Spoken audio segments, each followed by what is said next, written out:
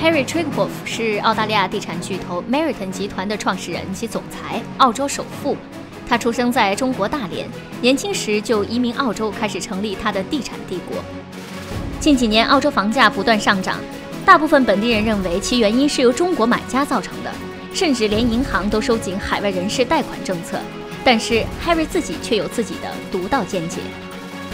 对于中国一些实力强大的地产巨头进军澳洲地产市场，Harry 从未担心他们因此而造成的潜在威胁，相反，他对自己的 Meriton 项目非常有信心。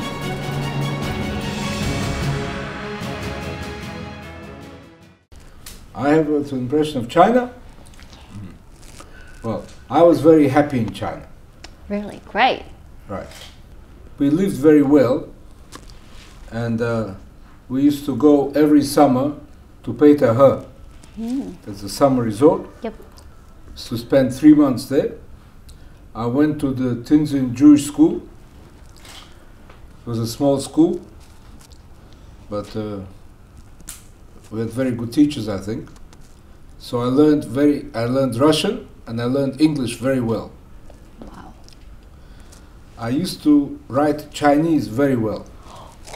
But now, you know, you write different from what I wrote. Exactly. And you say that my Chinese is old-fashioned. No, absolutely not. I say Chen, you say Yuan. You know, we talk different. But anyway, so we were very happy there. And during the war, I grew up during the Japanese occupation. And Russians were not at war with Japan. So we were quite happy. We were left alone in the city. And after the war, the American Marines came in. And then after that, I left. When I left, the civil war was still in Manchukuo, in Manchuria. They didn't reach Tianjin. But, so I left the beginning of 48. In 49, the whole thing was over. So I missed out on that one. And it was a great experience, I thought. Very good. Yeah, thank you. We just feel like when we heard that you were born in China, we just kind of like more like, you know, connections. Well, of course more connection, because I grew up among Chinese. Yeah. You see, the Chinese used to work very hard. And the Russians used to tell them they don't work enough. And I told the Russians, what do you want? They seem to work, not you. So I always was laughing at that. But anyway, it was a good atmosphere in Tianjin. It was very good, yeah. Very nice. Right. I succeeded because I worked very hard. And I still work very hard. But Yeah. And I surrounded myself with people who were similar to me. So we all worked the same way. At present, I owe no money. I have no shareholders. I have no directors. And so I can do whatever I think is right. And that makes it a lot easier. Provided what I think is right is right. If I don't think right, then it's bad, very, very bad. For instance, we have a lot of problems with councils in Australia. They take too long. And very often I fight them in court. I will never go to fight unless I think that I can win. Doesn't mean I win every time, doesn't mean that. But I do what I think is right. Then they write, see, when I first started, they were saying that my standard was not high enough. But at that time, nobody built at all. So I was the only standard. I was the best and I was the worst. So it's very hard to say.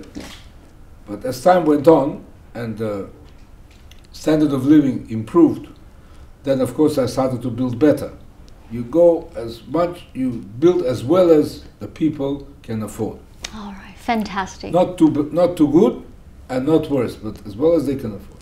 And all the time, you must build better than the last one. Otherwise, the old apartment is going to beat the new apartment. So you always go a little bit better, a little bit better, consistent. So we're just wondering why Meriton just built apartments only? I built apartments because I thought I could make more money. That's Smart. Very good reason. Now, you see, when I started to build apartments, there were no apartments built in Australia.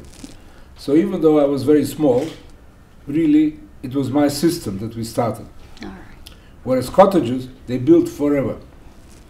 And in cottages, they used to tell the people, what color do you want, what size do you want. In apartments, I don't ask, what do you want? I tell to them, this is what I have. If you like it, very good. If you don't, somebody else will come.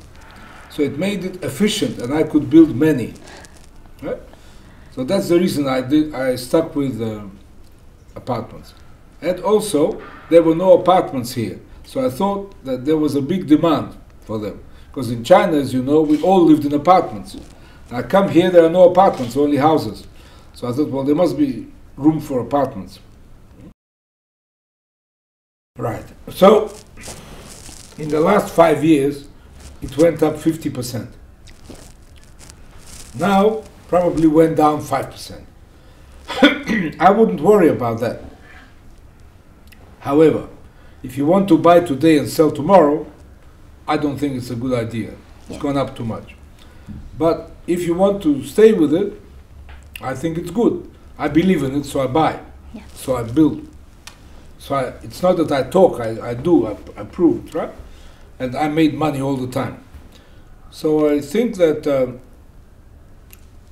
reason I'm so confident is because there's lack of supply. And because there is a lot of migration. It's not only people who come here to settle, it's also people who come here to study, people who come here to work, people who come here as tourists, people who come as workers, temporary workers. Yeah, so there's a lot of people coming, yes, which the figures don't show. I know that it is so because even with all the activity, the rents are not going down. So if it was too much, if we built too much, then the rents would go down. They haven't gone down. Maybe a little bit up, not much, but a little bit up. So I'm confident that it'll be okay. At the moment, it is more difficult for the developers to get money. Why? Why? Why? Because we have problems with I mean, the main boom, and that's where I was in, is in apartments. Yes. Where a big majority are the Chinese. And our banks don't understand how the Chinese prove their income. Yes. So because of that, we don't get as many people from China buy as would have bought otherwise. All right.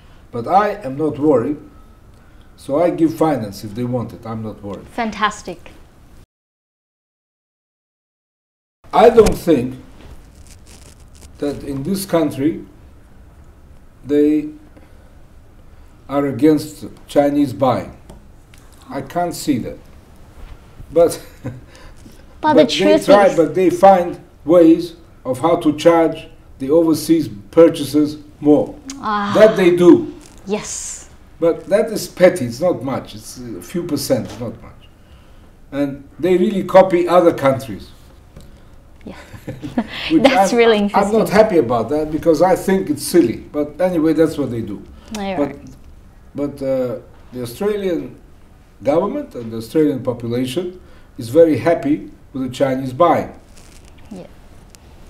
Now, some of them say that because they got the prices up, that the young people can't buy.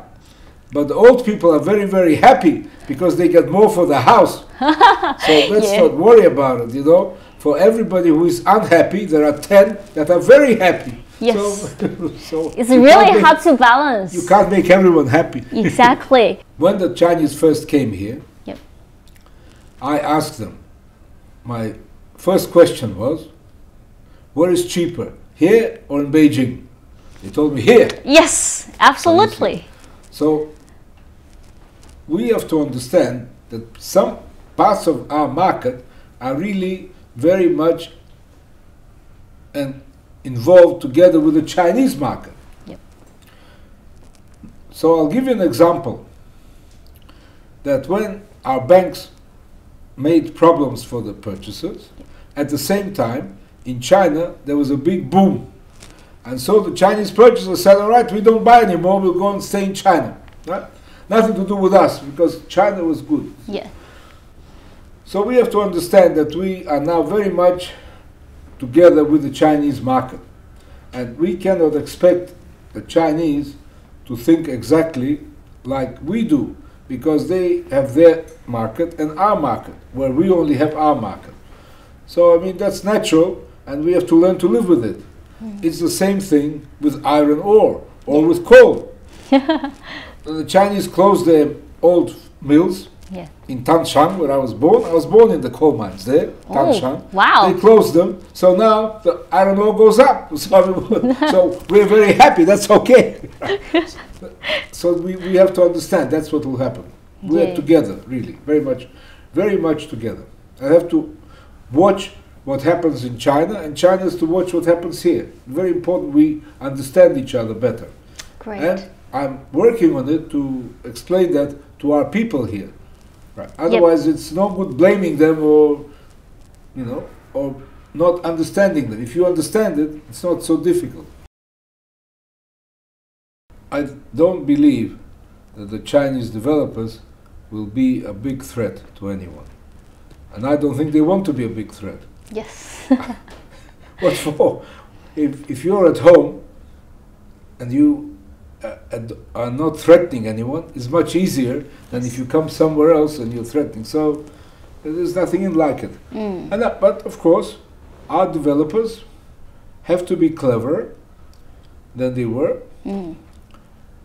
One of the problems of our developers, I'm sure it's the same in Americas here, is that the developers have not got enough money. You see?